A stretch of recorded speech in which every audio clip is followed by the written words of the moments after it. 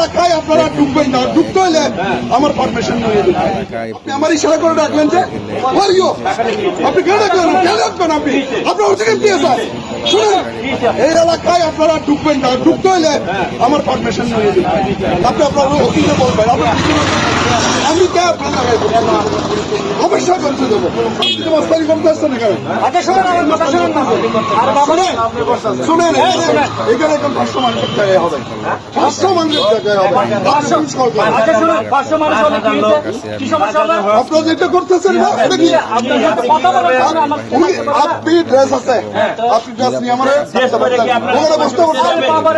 উনি আমাকে টাকা অধিকার খেয়ে দিচ্ছে আমারে। আমার এলাকা আমার ভয় কিছু। আপনি যেভাবে দেখাচ্ছেন, শুনেন, আপনি যেভাবে দেখাচ্ছেন, আপনি অতিরিক্ত লাগান। আপনি বলতে পারেন, উনি আর বলবেন। উনি কেন বলবেন?